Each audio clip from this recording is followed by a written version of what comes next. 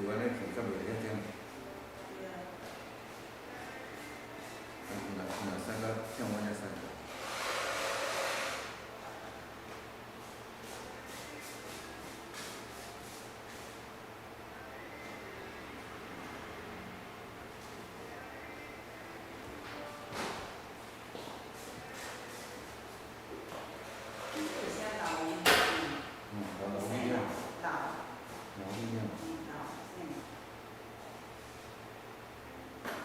我今仔拄着一件足艰苦。我熟悉一个。哎，人真好。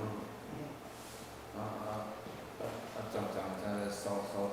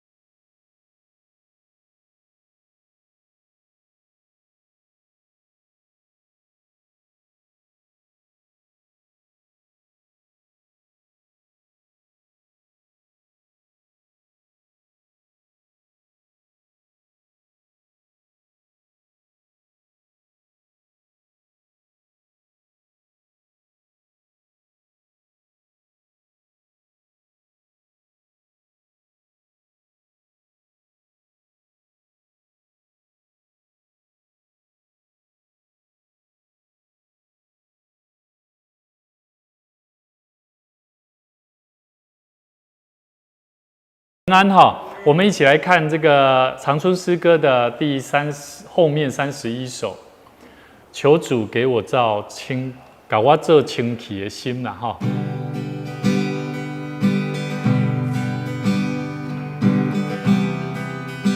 咱需要伫主的面前有一个清气的心，较有法度通领受上帝智慧哈。所以咱做伙用这首诗歌做伙来吟。上帝求你甲我做清气的心，予我内面有我心情的心。上帝求你甲我做清气的心，予我内面有我心情的心，唔放松在我，予我离开你的面，唔通对我收回你的诚心。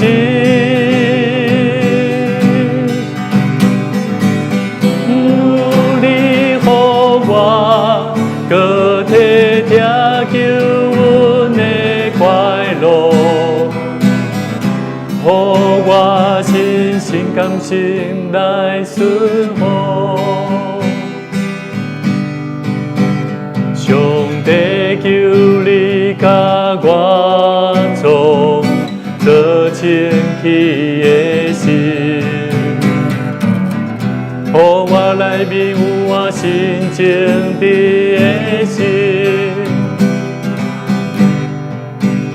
上帝求你甲我做清气的心，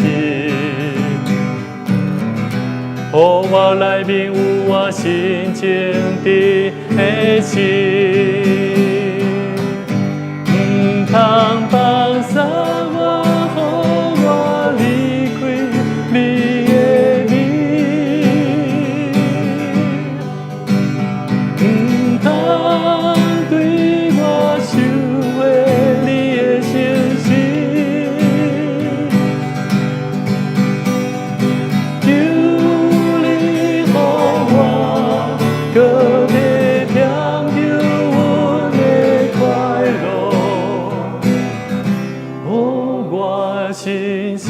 心来顺服，最后咱做伙来，予我心甘心来顺服。咱看隔壁页，求上帝，互咱有清气的心，咱常常就爱靠祈祷吼。做祈祷做有气力，少祈祷就少有气力，无祈祷无有气力啦吼。这是真特别，嘛是一个真清楚咱会当学习的功课。祈祷主，互咱会当过得胜的生活吼做祈祷做有气力，做祈祷就有气力，无祈祷无有气力。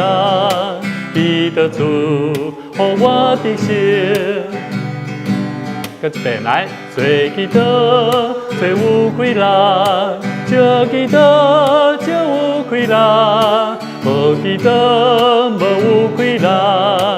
祈祷主，互我得胜。做祈祷做有气力，做祈祷就有气力，无祈祷无有气力。祈祷主，互我得胜。咱做伙来祈祷，主，阮感谢你，阮着常常伫你的面前，毋那常常困读圣经、灵修，阮嘛着爱好好来祈祷。无论伫阮所做的事工，阮的年日有偌长，阮所做的工，拢着尽心尽力来做。求上帝你赏赐阮智慧甲气力，无论伫管理教会引带兄弟姊妹做伙来做福音的工作，阮拢需要搁较侪祈祷，阮才有侪气力。阮无祈祷，阮就无气力。求上帝你将这个应允放伫阮每一个兄弟姊妹身上，互阮学习操练阮祈祷的生活甲生命。当心伫你面前献上阮的祈祷，恳求靠耶稣的名，阿门。大家平安吼！来，咱今日做伙来看。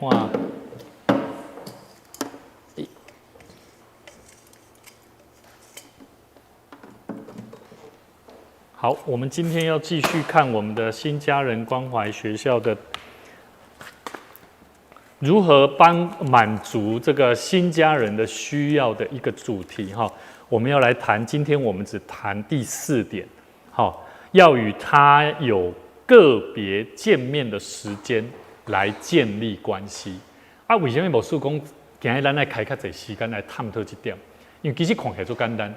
但是其实对咱基督徒，对我们基督徒要跟一个新家人你要敞开心，然后要怎么样带着他，然后建立关系，那是最不容易的。因为我们礼拜天可以见面的时间都非常的短暂，对不对？光礼拜后聚会，我们还有小组啊。你说小组里面只有1个小时，所以你说要分享多少时间，然后了解一个人，那是不可能的事情。那如果你说家庭探访呢？家庭探访也有它的限制在，譬如说他个人本身有他的家庭，对不对？那本身还有什么？还有你的时间，你去在人家家里探访，你可以有多长的时间？想一下，一般新朋友一开始大部分，我大部分都大概抓20分，最多到30分钟就会赶快离开了，不能太长，不然你会耽误人家，好像会影响人家家庭生活。所以实际上我们要多了解人，实际上是一个非常重要的。那我们要开始以前我们先一起来看一段路加福音第8章。我们今天要来看路加福音第8章，第8章的第16节到第18节。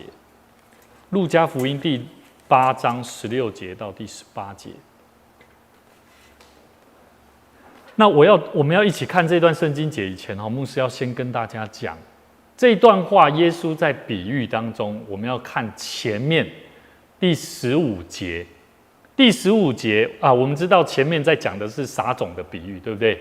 好，那撒种的比喻在最后在第15节说，那落在好土里的，就是人听得到，持守在诚实善良的心里，并且忍耐着结实。也就是说，我们听得到以后，必须要怎么样？听得到以后要怎么样？要持守住不是听到之后没有持守住，而且你没有一颗诚实面对自己的心然后忍耐的去结实所以为什么基督徒其实为什么生命没有办法结果实，是因为什么？忍耐心不够了。譬如说，今天牧师若要要求赎会长了，赎会长了。你若听到牧师讲，哇，这牧师你这要求太严苛了，我没有办法负荷。那个忍耐的心不够的时候，你就没有办法怎么样？你就没有办法结果实。这样懂我意思吗？所以我们要知道就好像现在的学生，他在学校里面，老师要求学生，你必须要花时间去写数学题目，可是学生他就是不愿意忍耐，持守着好好去算数学。他的成绩就没有办法有好的果实，你了解吗？所以一样的，基督徒我们都听得到，可是如果我们没有足够的诚实善良的心去爱人，甚至忍耐着怎么样去突破自己，不要被人家看扁、看低了，然后你就不想去服侍神了，那我相信你的生命会真正的会结果实。所以之后呢，耶稣又做了一个比喻，就是我们今天要看的16节。好，没有人，我们一起来念来，没有人点灯用器皿盖上，或放在床底下，乃是放在灯台上，叫进来的人看见亮光。因为掩藏的事没有不显出来的，隐瞒的事没有不露出来被人知道的。所以你们应当小心怎样听，因为凡有的还要加给他，凡没有的，连他自以为有的也要夺去。好，牧师一步一步跟大家拆解这段圣经。没有人点灯在这段话里面，点灯用器皿把它盖上。那很简单的，这个器皿代表着什么？代表着生活当中的很多的挂虑。譬如说，我这个灯点亮了，好，我这个灯点亮要做什么用？就是照亮我的路嘛，我要怎么去走嘛。但是结果你点亮了之后呢，然后又怎么样？拿着一个东西器皿又把它盖起来。意思就是说，我们在服侍上帝的过程，上帝要我们的生命是做光做盐，对不对？做光，那就是就像那个点灯一样，我们是有亮光的，是丰富的，是有色彩的，而且是喜乐有盼望的。好，即使你生活再难，即使你再痛苦，可是你的生命还是可以彰显神的荣耀。可是人呢，会因为生活的许多杂事，人的一句话，环境的不好，他就宁可把他这个光怎么样盖起来。所以这个器皿代表的是什么？是生活当中的忧愁挂虑。好，没有人会点完灯用这个生活当中的许多的挂虑把它怎样盖上去的。可是我们基督徒好像都是这样，对不对？对不对？我们好像都会因为别人的一句话，然后也不会想说来找牧师或者来找我们的弟兄姐妹。注意哦，我们现在的主题是说，为什么要个别的时间？因为个别的新家人里面，如果我们没有用个别的时间去跟他一对一对话，我告诉你，即使这个弟兄姐妹他来教会10几年了，他看起来都在服侍神，可是我告诉你，他家里有很多的问题。我们教会根本就一点跟他关系都没有卡到，没有关怀到，你懂我意思吗？所以这个过程就会很辛苦。譬如说，简单讲好了，很多人都会说牧师来为我的家庭祷告，为我跟我的先生，为我跟我的家人的孩子的关系。我很高兴，只要你愿意把你的问题、家庭的生活问题带到牧师面前，我会很乐意跟你分享，一起讨论，一起祷告。但是我们要想一个问题哦，只有牧师可以做吗？我们现在要做的就是新家人关怀，对不对？关怀学校嘛，其实是每一个人都可以做的，这样懂了吗？所以我们现在要做关怀、牧养、带领弟兄姐妹，甚至关心他们，我们一定要深入了。好，就像我们现在要做社区工作也是一样，就是类似这种态度跟观念。所以呢，圣经里面说，或放在没有人是点灯用器皿盖上的，或者是放在床底下。好，赶快历数，这床底下上历数一下，床上面是啥？代表的是啥？生活的舒适啊。这个床是什么？是舒适的。没有人会把这个什么放在床的底下啦。好，意思来讲，其实咱人做在讲迄舒适的环境安怎？放伫咱会当去真做光，会当去祝福人，看这个较要紧啊。我们只要说我们做不来，就说什么？因为我很多忧愁，我很多事情杂念，对不对？这就是忧虑的事。可是当有些时候舒适圈也是呢，人不要活在舒适圈了。好，教会即使你有再好的概念，你都要记得。我们今天牧师去跟几位牧者在讨论，我听一位长者牧者他说他虽然现在已经很年长已经快要退休，可是他很喜欢挑战。只要教会有任何的问题，他都很乐意的、期待的怎么样去突破。所以我觉得我们也应该要学习这样，基督徒不要学习在舒适圈里面，乃是要放在灯台上，叫进来的人看见亮光。所以基督徒不要说你老了，不要说你没有办法了，我只会说你有没有看见神要在你生命当中所要带出的光啊？好，你的生命有没有光？实际上是有的。对不对？所以我们一定要看清楚神所要我们做的工作是什么，为的就是要帮助人能够更多的敞开，而与我们建立关系。好，所以呢，我们要与这个新家人有个别见面的时间，其实这是很重要的。好，所以呢，这一点我们继续看下去叫进来的人看见亮光，因为掩藏的事没有不显出来的。什么意思？我告诉各位，那个你有没有发现有人他进到教会，有人进到教会里面，他虽然都不会敞开心讲出他的心事，可是你们有没有发现，牧师好像都会看得出来？我很会看人，其实为什么会看人？是因为我们时常把我们的生命放在做光做盐的态度上，你会知道那个他的生活、他的表情、他的状态跟你是不一样的。所以，当你的态度是以光的角度在看待人的时候，好，你就会发现你对人的任何反应，你会很敏感，而且除非你还有在多祷告灵修，你会更知道怎么有智慧去帮助一个人。所以，其实我觉得我们教会为什么我们要鼓励信徒多祷告、多灵修，然后要多一点实践的行动。好，所以我们一定要记得，因为掩藏的事没有不显露出来的啦。隐瞒的事没有不露出来被人知道的啦。好，从我们教会在关怀弟兄姐妹，我们就可以看出来啊，对不对？人有些时候没有来，其实你也知道他的状况，对不对？好，没有隐藏的事，绝对不可能会隐藏的啦。好，所以你们应当小心怎样听，有没有？因为凡有的还要加给他，凡没有的，连他自以为有的也要夺去。所以我觉得牧师还蛮期待各位不要把你的光隐藏起来了，你隐藏不起来的啦。即使你隐藏起来了，我觉得你也会发现，无形当中到最后你还是要走回来神的面前啦。好，所以我觉得我们要看最后一句话凡有的还要加给他凡没有的，连他自以为有的也要夺去好，所以我觉得我们的基督徒的生命，我们怎么帮助人解决初次见面？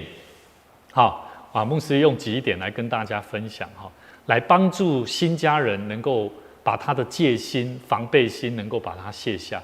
第一个，我们要让对方做谈话的主导者。你们觉得新家人的角度，我们去关怀一个人你觉得人最难了解一个人的地方在哪里？大家来想这个问题。你最难认识一个陌生人，为什么？原因在哪里？他不讲给你听，对不对？那他不讲给你听是为什么？因为在整个讲话的环境跟氛围里面，谁是主导者？大部分是我们，对不对？在小组里面，你觉得大部分是你在讲话，还是你的小组员在讲话？你了解我的意思吗？就好像牧师也是啊，牧师唯一可以讲的就是在讲台上，主导权都在我身上，对不对？可是，在很多时候，在对话，我们在关心跟人建立关系那又不一样了我们要了解像我们现在开始要做社区工作有很多东西，我们有很多的内容想要带给别人的时候，你也要小心主导权如果都在你身上的时候，你很难跟一个人建立关系哎。关心者爱看迄个对方的性格，你若讲伊若女性，就要用迄个女安那女性你就要用试探这个关系。对。按像男性，你讲这是教会这是活动的频道。唔拿呢尔，佮包含年龄嘛有关系。不是，你不同性别人，你安尼甲关心的时候，你袂当了解伊。是。无唔对，但是嘛不一定啦爱看看。比如同年龄你个不同性别你嘛袂当家己去引导白。是，无唔对。对。所以其实，在我们在关系跟人家建立关系的时候，其实要非常留意，主导权是在你身上，还是在对方身上？即使在当下，你可能会跟对方好像谈得还蛮不错的，可是你要去分析、去了解。假如大部分你在辅导、你在陪伴，大部分主导权都在你身上，那我告诉你，说真的，你以为你当下你是跟他你有去做好陪伴，可是我告诉你，你跟他的关系是没有建立的，还了解吧？好，所以这个很重要第一点就是要让对方做谈话的主导者。目的为的是要建立良好的关系。所以要记得，良好的关系第一步就是要让对方做话语的主导者。那怎么做？来，请问，假设我们现在要去探访、关心一个人，怎么样让他做主导者，不会让他尴尬？这当讨论哦，这样值得我们讨论啊。哎，这你讲的吼，这很不能种人。是。你讲的一种人爱口才吼，安那个，一种人是高关心人的，但是无口才。这有能程度，话你怎啊讲话啊？但是我看伊有时也唔知要哪关心啊，伊生活啥物关心对不对？话别安那，看你要讲的啊，这个爱找着口才。你若一种人无口才，讲好啊，要讲安尼语语的不是啦，安尼不是安尼来关心，讲哦你生活到底啥物是我是啥物问题啊？是啥物啊？需要我来教大家。我是讲这。来，咱来思考看卖吼，去到一个环境，去到人兜，还是讲去到一个咱两个私底下，譬如讲招去一个咖啡厅创啥？第一步要安怎让这个话语的主导权放在他身上？想看看这个关系是什么？我已经想到啊，你们可以想看看，要安怎把这个话语主导权放你身上？其实很简单，叫做问问题啊。好，譬如讲像我若去人兜。头一次，我拢会讲啥？啊，真歹势，甲恁作做，这句话啦，爱学起来啦。真歹势，甲恁作做，啊，第一来，对方就开始讲话，别，慢安尼讲，慢安尼讲，我说欢迎恁来，欢迎恁来。哦，有没有？主导权在他身上了，他表达了他的热情，他表达了他的感受，而且你可以马上了解到这一次去探访有没有造成他的困扰。啊，歹势，我安尼无闲吼。注意哦，他说他忙的时候，怎么样？又继续把那个主导权放在他身上。啊，歹势，啊，你那无影响，有甲你作做对不啦？你要继续把那个主导权放在他身上，把那一件事情，你不要小看这些哦。这前面的动作就是要让人感受到，第一个礼貌，第二个你是一个非常 care 对方，不是好像要来兴师问罪。或者是你要来了解八卦，了解我们家调查、身家调查，所以这一点很重要。我们去到一个环境，一定要做这个动作。好，会给你作做无？啊，真歹势，真歹势！啊，你厝内安尼几个啦吼？你伫遮安尼大了安怎？拢会使问。啊，这个上问题就对了。上问题就是把问题的回答的主导权交还给他，然后让他试着回答你。你从他回答的东西来了解他就好了。好，不要等他来跟你讲，你也不要想说要等他讲到什么，不用。透过问问题，把主导权放在他身上。好，第一个，初次见面，好，记得。所以，那如果像我们现在有青少年，像子安，好像我们在面对这个青少年的时候，第一次来，好，我们通常就是我为什么我会要求像子安一定要跟他留资料，因为学生第一个。他很简单呐、你问他资料，他什么都跟你讲啊。好，譬如说我们就把那个资料哈，我就问他说，你喜欢什么运动啊？好，你喜欢吃什么？你平时喜欢什么饮食啊？兴趣是什么？我都直接问的。为什么？因为他是学生。那每一个年龄层都有每一个年龄层的不同跟差异性。好，你们要有所了解。那你可以按照你自己的人生经历。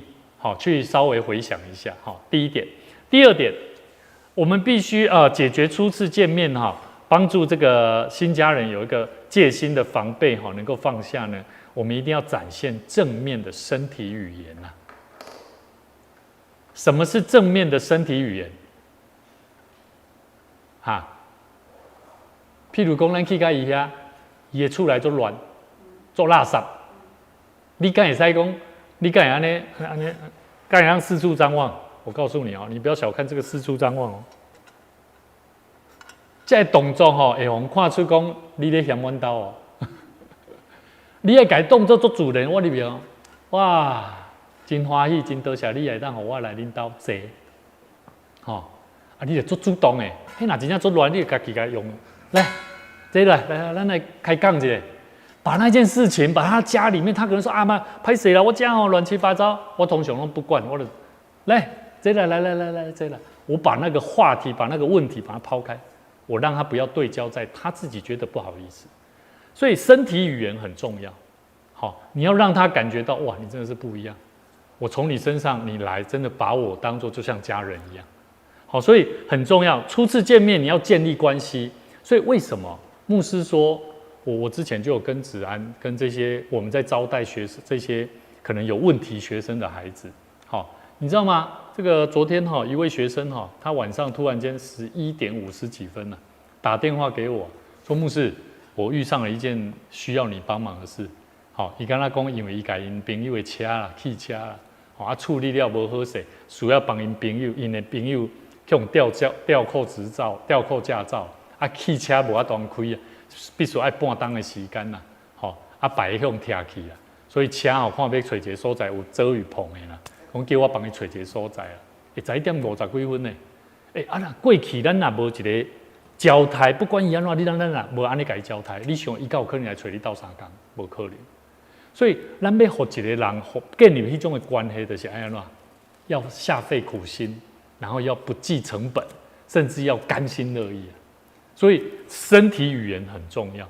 所以不要怕，不要嫌，不要有太多的刻板印象，这些都是最基本的。好，所以第二点，展现正面的具体的语言。好，正面的具体语言，你就是把它当作正常就好了。好。可能他需要时间，需要稍微整理都没关系。第三个，好，我刚刚讲的正面有些时候也有教导哦，嘛是当教的哦，不是讲你给他用的一拜的结束啊。像牧师的话，我的方法通常我会顺便做机会说明、机会教导就顺便让他明白，其实家可以让他更不一样，环境是可以大家一起把它建造起来的。正面的，好，咱爱敢讲，莫感觉唔敢讲，还人兜的代志，你讲这要创啥？较早有人甲我讲牧师，你太直接了，你这样很不礼貌。我说哪里不礼貌？哪里不礼貌？他就说类似我刚刚讲的，去到人家家里，我就很直接的就很单纯，我就说，你知道我跟这个家庭的关系如何吗？你不，对，讲。对，是，所以爱看看，这嘛是爱看看。我唔是讲大家拢会使安尼做，所以咱来了解要讲的话的人是什么款的身份、什么款的条件、什么款的情形。所以其实对咱来讲，咱嘛拢知影，什么人倒一个兄弟姊妹，其实过去拢捌讲过啊。好，但是你说你不教吗？好像也不行那个机会很难得不是吗？所以我们要把握住那正确的机会，我觉得该教的就要教，因为你不教，我跟你讲，有的还要加给他，不是很奇怪吗？我们一直在领受丰富、成长，可是没有的人，你不教他，他怎么会变成有的人啊？懂我意思吗？没有的人，就是因为没有人教他。好，没有人教他，你又为了尊重他然后他的生命越来越糟糕。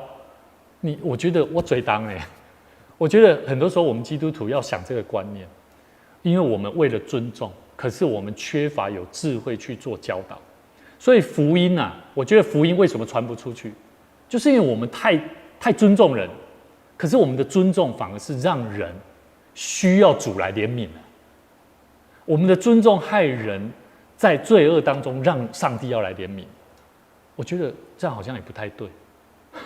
懂我意思吗？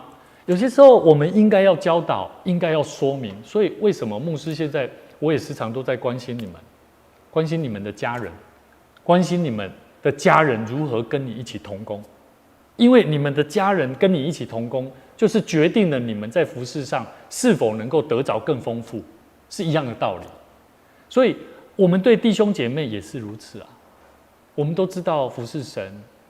我们知道亲近神得着神很大的祝福，可是如果我们面对我们的弟兄姐妹，我们神给我们的羊群，我们并没有去做教导跟激励鼓励，那么我们真的自己有吗？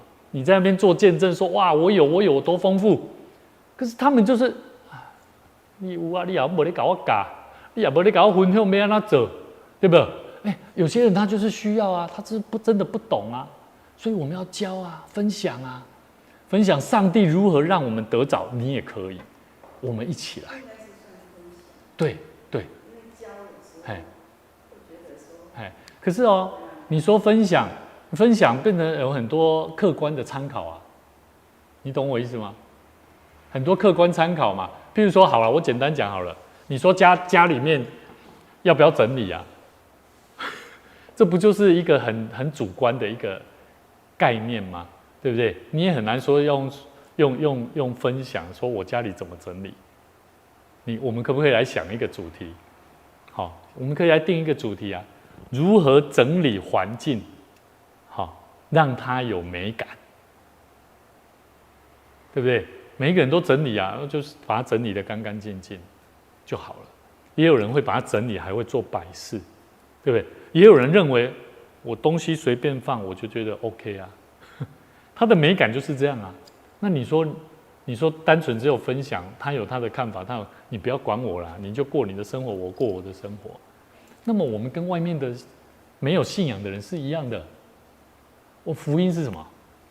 不就是要得的更丰盛吗？得着更丰盛的人不会是这样。如果得的更丰盛的人会是这样，那谁还要这种福音呢？懂我意思吗？了解我的意思吗？所以人一定会有改变，不然为什么我们要重生？什么叫重生？就是你一定会跟你原先的生命是不一样的，绝对不会是一样的。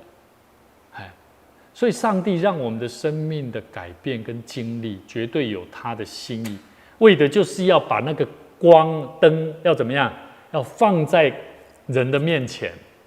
所以我觉得这个不是骄傲，这个也不是彰显自己的荣耀，而是我们是照着上帝的形象造的，所以我们必须要靠耶稣基督而站立得稳，对不对？所以牧师很期待我们基督徒真的要活出一个有自信、有信心，而且要有盼望。所谓的盼望，就是你要期待，你要有目标，你不能浑浑噩噩说啊，反正这样就好了，OK 了，反正剩下都靠圣灵的工作。没有，靠圣灵的工作也要靠我们自己有没有努力、尽心尽力的去完成、突破，这样才有可能带来更大的祝福。好，所以呢，第二个展现正面的具体的这个身体语言，正面的身体语言。第三个，留点时间做闲聊啦。我要问各位恁看人咧讲话，敢有咧会安尼去看咧半开讲无？会袂？小组敢会安半开讲？会袂？小组我跟你讲，其实小组一开始的时候我以前我在带小组，我一定会做这件事情。开始前的1分钟我只有1分钟而已，而且我自己对时间掌握我会很清楚。可是我会让我这1分钟，让人感觉很舒服。譬如讲，我要跟咱讲的，咱小组会当用茶点，对吧？嘛会当用啥？用水果，你要用什么方式都无要紧。伫咧短1分钟的时间，来，咱1分钟的时间分享你这礼拜用一句话就好。用一句话来讲，你这礼拜你的心情是什么？你若听我讲，我们这一次今麦咱要开始主会之前我们先花1分钟，每一个人讲一句话就好了。你莫甲我讲更简讲个辣的唔免一句话分享你的心情。那讲完以后，他已经预备好进入状况了。接下来来，谢谢大家的分享我非常高兴能够看到大家。能够把你们这个礼拜，分享的跟我分享你们的感受，我们一起来唱一首诗歌，那再选一条歌，然后大家做伙唱一摆呀，你要唱几摆，你就扎一下时间呢。唱了来讲，感谢主，我们今天牧师跟我们分享这个主题，那我本身的感受，马上就接下去了，把那整体的顺序流程，就围绕在那个关系连结的关系里面，你都拉在自己的身上，我觉得这样子关系就会建立了。所以我觉得留点时间做一些闲聊啦。闲聊有人说完全好像不是很重要，我聊正事都不够了，还在闲聊。其实我觉得闲聊很重要，很重要啊。有当时伊会做希望安尼做轻松的方式，甲你讲，伊即礼拜发生一寡什么代志，这嘛是真重要。但是咱时间要懂得如何去把握，才袂讲到最后拢变拿咧讲八卦，拢讲迄个闲话，安尼嘛无好。好，另外一点就是要有适度的眼神交流啦。好，你们知道眼神交流要做什么用吗？那个老师那个新天兄你做历史老师你的经验，你做老师的经验，你感觉这个眼神的跟学生的眼神交流重不重要？为什么？他有没有听懂？有没有跟你的频率啊？有没有 match 到你的频率啊？你的眼神包含你的语气，你的语气如果一直都大声，人家会以为你在吵架。如果你的语气是有大有小，有情绪的，然后也有柔软的，其实眼神很重要。其实如果我今天讲话都很大声，可是我眼神一直在看着你，你也不会太过于觉得说我不尊重你。你也会单纯尊重那就是你的讲话的方式本来就是这样。可是如果我眼神，真正安怎咯，你可能感觉讲你是在情绪发泄你不是在对我说话。所以眼神的交流很重要。注意我们的眼神如果没有在看弟兄姐妹，看我们的家人，这个人跟你的关系，他认为你是在发泄问题，而且你没有把话语的主导权放在他身上。你今天那边来关心我，结果又看你在那边发牢骚，讲一大堆有的没的。注意眼神的交流太重要了。所以传福音，我们要跟人建立关系，其实眼神交流很重要。我们要不畏惧、不害怕，看到人多跟他讲话，问候、闲话家常、闲聊的过程当中，就在培养了。我们就要培养了，不用一寡咱看人安尼讲厝内代志啦，讲你最近发生的代志啦，像牧师甲咱讲的咱讲请安怎爱超过几秒，至少3秒啦。3秒钟，小可去看一下边讲一下话，搁倒转来。所以有当时，这互人的感觉有无？我即摆搁来看你，看一下边你会感觉人会感觉哇，你看你讲话有那个不一样的，不会很紧迫。你目睭伊甲看嘛袂使呢，了解无？伊会足紧张，伊嘛毋敢甲你讲啥。我捌拄过对头到尾为着要尊重我当下开始要学习。要安怎尊重人，我眼神都一直看着他，他很紧张，然后从头到尾他都没有话，我就问他，不好意思有没有什么问题啊？他说没有。我后来就在反省，我的眼神已经让他感到压力，所以眼神是上帝给我们，人家说是什么？什么之窗？灵魂之窗啊！从眼神可以看出一个人的灵魂，真的灵魂之窗所以眼神很重要。所以我觉得我们学习不要让我们的讲话讲了10秒钟，你至少要6秒钟怎么样？要眼神要能够对焦啦，不要讲了10秒钟眼神都在外面，都在看别的地方，只有1-2秒看一下，这个都不够了。记得我觉得至少要6秒钟，所以你要自己去评估在当你在带小组也好，你在看人群体中间在讲话也好，你的眼神是在看到位，这最重要。好另外大概是安尼啦另外我苏哥跟咱分享个另外一个个几点2点，你对其他人的态度，就是说简单安尼讲。咱要去跟人建立关系，有一点就是讲，莫互对方感觉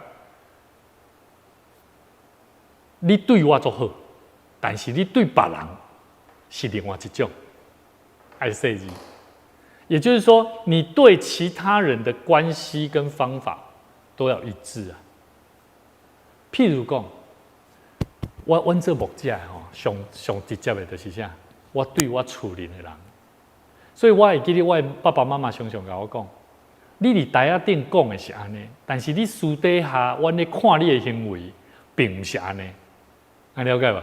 所以那个落差就出来了，就好像现在如果子安他现在做青少年的，他在牧养青少年，教导青少年要有好的态度，回到家要孝顺父母。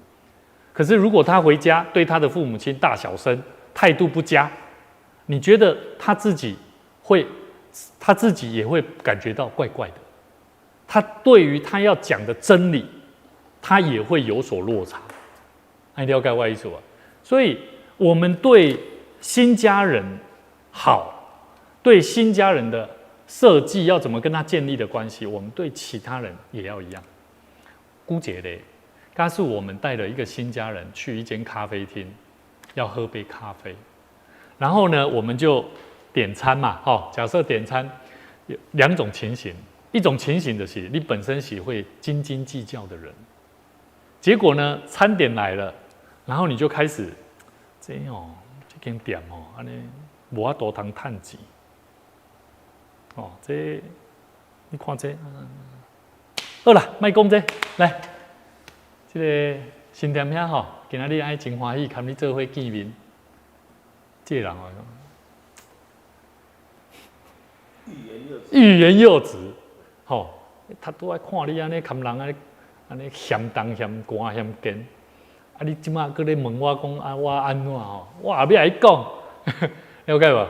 你对其他人的方式跟你对新家人的方式是要一致的，了解吧？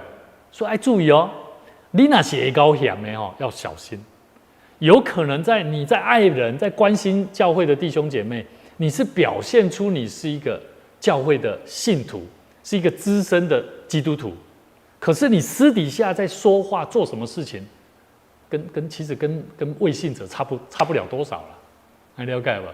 伊若要因为你来得救来受影响来忍不住困难了，了解吧？所以基督徒很多要学习突破的地方，就是你对其他人的态度，在公开场合，你也本应该要保持着和善的态度，不必要的你不要去多说了。所以牧师其实我也是在学习操练，我真的在学习操练这个功课。因为我们小时候就是看得很多喜欢拗念，人家对爸爸妈妈对很多事情的要求都很高，所以相对的我们也很容易会去看待某些细节，无形当中就不小心就会讲出来。所以这一点也是为什么说要时常为牧师祷告，牧者祷告，为我们的每一个领袖祷告，为子安祷告，为我们的长子祷告，真的好。另外一个，我们要与这个新家人个别建立好关系一定要提前做好功课了。你要怎么提前做好功课？你要去探访一个人，你一定爱做功课。要安怎做功课？你要了解，譬如讲，假使即马像咱即马要做社区工作，你要去做关怀一寡会友，其实我较建议啦，上好你会当先家己去，除非是迄个若是兄弟，需要牧师陪伴。那是会使拢自己去，自己去建立属于你自己的这种东西。只要不懂，需要有问题都可以问我，看我牧师有没有经验我们就在那讨论当中，我会给你一些方向，你还可以往哪个方向更认识他。因为以前牧师我们在要3年级的时候，神学院3年级，我们去到新楼医院去做这个 CPE 训练，就是去关怀，每天都去病房关怀病人然后都要写报告，然后我们的督导老师就是陪伴我们，来，你们今天关怀这个人，你怎么问候？他的反应是什么？所以咱伫教会卖哥认为讲爱牧师陪伴，我跟你讲，牧师陪伴最容易的，拢牧师讲，你慢慢创啥？但实际上你是学习不了所谓的关怀深入的工作。但是我们一定要建立一个关系，就是最好是两个。最好是两个，这是最好的。弟兄跟弟兄，然后姐妹跟姐妹。那如果我们去探访的是弟兄，最好一定要有弟兄在。那如果我们去探访的是姐妹，其实一定要有姐妹在。好，这是最基本的一个概念。好，好难先夸了解。所以呢，事前的、提前的做好的预备，我要问各位哈，咱咧食头路哈，爱面试对吧？面试你爱准备不？爱不？面试敢爱准备？爱准备什么？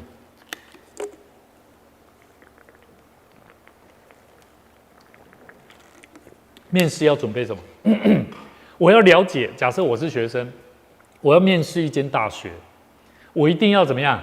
针对我的科系，针对我对这间学校的期待，我期待在你们这个学校里面学习到什么样的专业领域？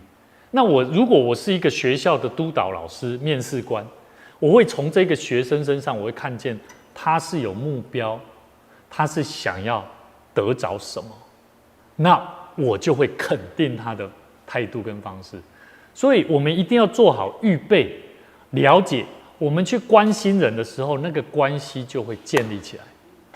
如果你没有预备，那就跟你没有你要面试你没有预备的人一样，你过得了吗？我觉得绝对过不了了。好，你过他心里面那一关就过不了了，请问你还会入选吗？更不会。所以很重要，我们面试啦、谈客户啦、有关连相亲联谊呀，都要稍微了解一下嘛。你相亲联谊要不要认识一下？要啊，你要知道这个女孩子、这个男孩子，长多高、家庭背景，对不对？一样，我们去探访关怀一样。譬如说，他家里有几个人，他的时间什么时间方便？所以像现在我们的同工现在要开始做的很多记录，是第一个，你包含他的。不是单纯我们探访过后发生的状况，你可能要先设想他家里面我要问哪些问题，我期待我这一次去我能够得着更具体的他的问题。我们关心一个人他会有哪些问题，都跟他的生活息息相关。所以如果你有预备，你在这一趟建立关系的旅程当中就会加分了。所以教会我们真的在关怀这个新家人，我们一定要准备好，准确的去做好的预备。如果我们有预备，你觉得新家人他有可能会问你问题吗？会不会问？一定会问。如果你有预备，你就有办法准确的回应他，这样懂吗？没有预备的人，他是没有办法准确回应的。所以我觉得我们要把人带到神的面前。我们预备心，不是预备单纯说什么圣灵来充满你啦，是你要预备好，你有没有下功夫，圣灵才会真正动工在你身上。同样一件工作，两个人都是要去探访，一个有预备跟一个没有预备的人，就好像圣经里面讲，有预备油跟没有预备油的这个童女，有没有？谁可以进去？当然是有预备的啊。所以有预备很重要。一样，我们要跟人建立关系，一定要预备好。所以今天牧师用简单几个大项来帮助大家。当我们做好了解，让新家人与我们建立那个个别的关系，其实为的就是要让对方更信任我们是神的儿女。当从我们身上得知认同了，他信任你了，我觉得很快，这个人你说他要留下来，他留下来不是单纯对上帝的感动，他是先从人开始的。一个人他来到教会，当然有些时候很多教会有些会有很多吸引力，有的吃，有很多灯光效果。那有人他是期待这一些，可是这种都是表面的。那最真实的就是什么？就是现在我们在谈的建立关系的方法。我们如果没有这个关系的方法的训练，说真的，人来了，我们也很容易让人家流失掉。因为我们没有办法及时的去预备好去关心他。这样 OK？ 有没有什么问题？我们还是有没有什么可以提出来的？譬如说，可以帮助我们更清楚的来跟个别的新家人来做建立关系的方法。都可以提出来哈，跟大家一起分享。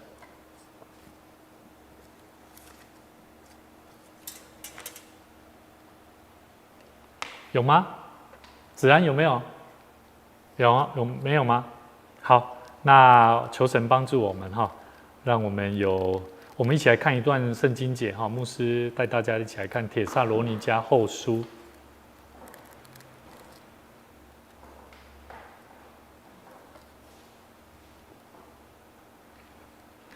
第1章第3节。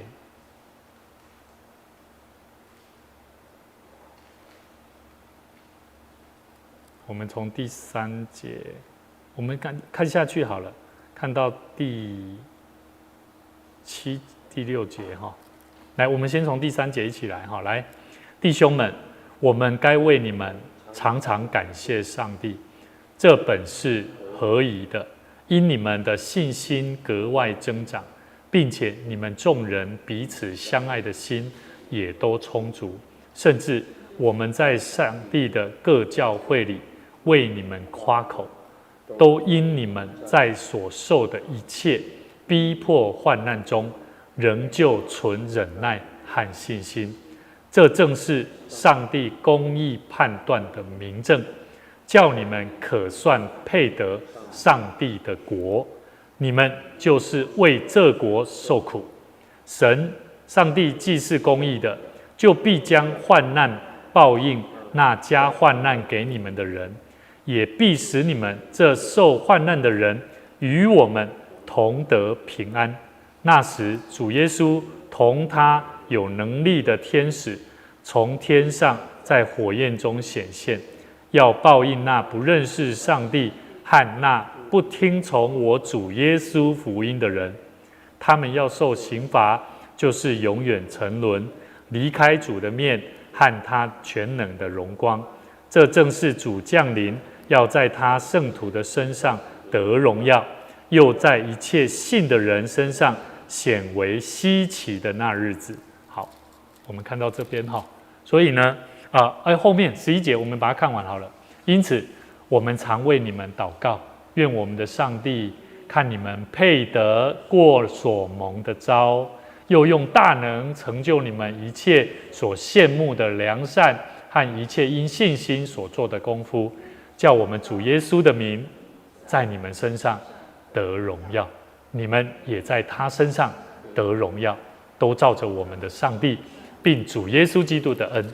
所以这里谈到了我们实际上我们所做的关怀，其实我们有很多挑战，就跟他圣经里面所讲的患难，有人会不屑我们这样子的关心、陪伴跟建立关系，但是我们就是依然继续的把它走下去。不管这一个公义或不公义的事情，神自然做审判了。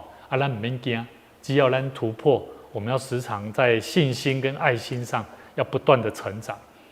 所以像第3节说，这本我们该为你们常常感谢神，这本是合宜的，因你们的信心格外增长。我们的信心要增长，就是要在不断的怎么样去关怀行动，去传福音当中，我们信心会越来越增加。所以求主帮助我们纪念我们所摆上的。我们人不多，但是牧师相信我们有一颗愿意的心。接下来牧师也期待我们会跟其他的一些小教会，他们愿意希望能够做很大的帮助跟突破。那么中会也期待有一些比较复兴的教会，他们也很乐意一起来做陪伴跟牧养的工作。那么我们就一起来学习。好，那有没有问题？还是有没有什么要分享见证的？好，如果没有的话，我们一起同心来祷告。主耶稣，我们谢谢你，感谢你将你的话语来亲自督导、帮助、教导我们的生命，让我们的生命能够不断的做审查，明白到底我们的生命出现了哪些问题。我们更需要从神你的话语里面更多的了解，我们如何来跟人来建立美好的关系。我们需要智慧，我们需要彼此的关系的认识与了解。但我们恳求神首先帮助我们更多与主你的关系先建立一个良好的关系。我们相信神，你要在我们与主你的关系里面，能够让我们有智慧、有爱心、有耐心，来学习与人建立美好的关系。求主你帮助你的教会，帮助我们每一位同工，让我们一起领受从主你的话语里面所教导我们学习的功课。我们要把我们的光，把我们的灯光放在人的面前，让更多的人看见神你在我们生命当中的作为，以及神你所彰显在我们生命当中所带出来的荣光。求主你引导我们的生命，为主你做光做盐，来引导更多需要的人来走在神你的道路上。愿主你听我们的祷告，带领你的教会能够成为祷告的殿，能够成为传福音的教会。祷告奉主耶稣基督圣名来求，阿们。